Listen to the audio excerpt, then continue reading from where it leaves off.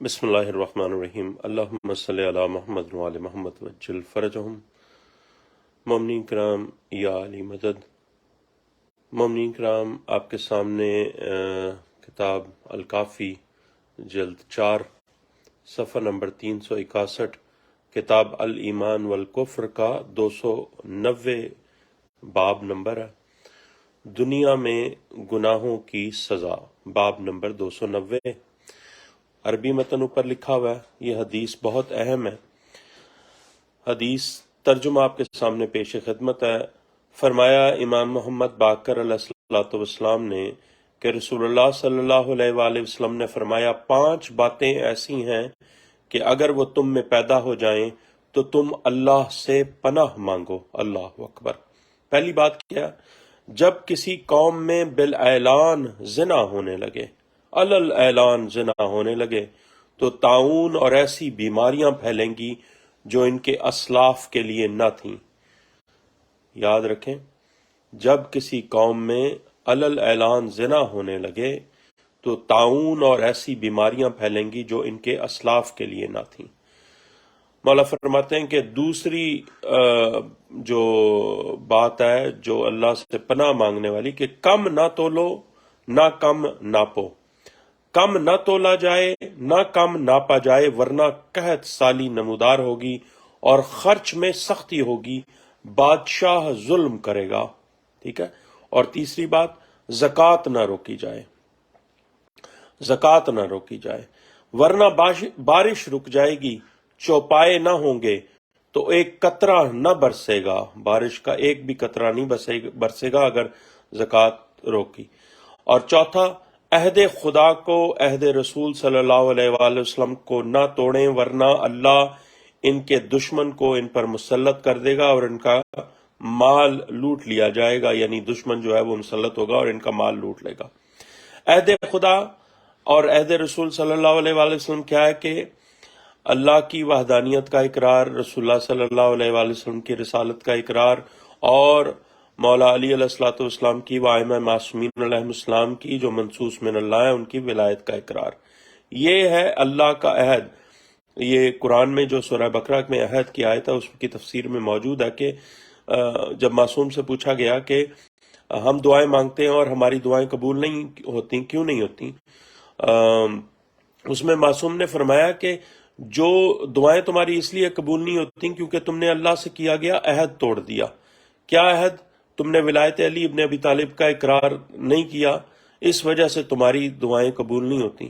تو اللہ کے عہد کو، جو ولایت علی علیہ الصلوۃ والسلام کا یوم غدیر میں اعلان ہوا اور تم نے عہد لیا، میثاق لیا، اس کو نہ توڑو، ورنہ اللہ تم پر تمہارے دشمن کو مسلط کر دے گا اور تمہارا مال وہ دشمن لوٹ لے گا۔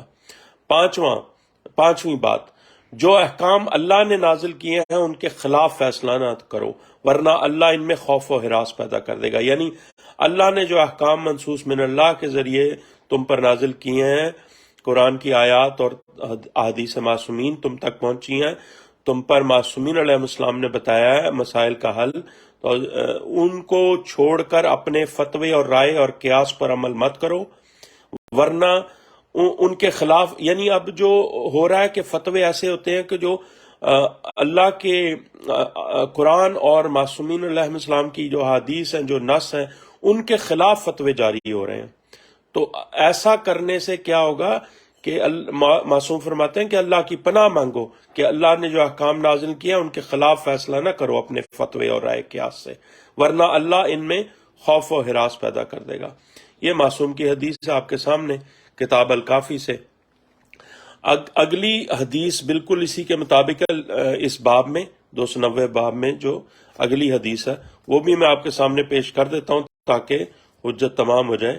اگلی حدیث بھی اسی اس میں ہے، اور یہ صرف جو ہے نا الفاظ تھوڑے سے مختلف ہیں، کہ امام محمد باقر علیہ الصلوۃ والسلام نے فرمایا کہ رسول اللہ صلی اللہ علیہ وآلہ وسلم کی کتاب میں نے دیکھا جب میرے بعد زنا کا زور ہوگا تو مرگ مفاجات زیادہ ہوں گی، اور جب لوگ کم تولنے اور ناپیں گے تو قحط سالی ہوگی، اور جب زکوٰۃ نہ دیں گے تو کھیتی اور پھلوں کی برکت اٹھ جائے گی، اور جب احکام میں جور کریں گے، ظلم کریں گے، تو ظلم و بغاوت میں باہم مددگار ہوں گے، جب نقص عہد کریں گے یعنی اللہ کا جو عہد ہے تو اس کو توڑ دیں گے، اس کو میں نقص کریں گے، یعنی مکمل عہد نہیں ادا کریں گے کہ اشہد ان لا الہ الا اللہ وحدہ لا شریک لہ واشہد ان محمد رسول اللہ صلی اللہ علیہ وآلہ وسلم واشہد ان علی ولی اللہ وائمہ معصومین حجج اللہ، یہ عہد توڑ دیں گے، علی کی ولایت کا عہد توڑ دیں گے تو اللہ ان کا دشمن ان پر مسلط کرے گا، اور جب قطع رحم کریں گے تو ان کے اموال شریروں کے قبضے میں آ جائیں گے،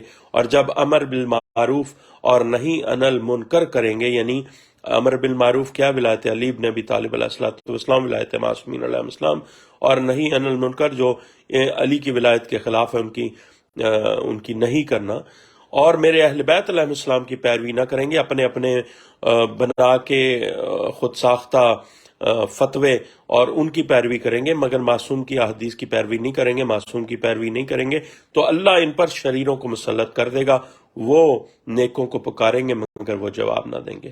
اللہم صلی علی محمد وعلی محمد وعجل فرجہم۔ مومنین کرام، اس ویڈیو کو اور اس کے معرفت کی نیت سے تمام لوگوں کے ساتھ شیئر کریں۔ یا علی مدد۔ مومنین کرام، مولا ہمیں ان تمام باتوں سے جو ہے نا دور رکھے، یہ جو تمام باتیں جو اللہ کے عذاب کا وجہ بنتی ہیں، ان تمام باتوں سے ہمیں اور ہماری آل اولاد کو ان سے دور رکھے۔ اللہم صلی علی محمد وعلی محمد وعجل فرجہم وعلی اعدائہم اجمعین۔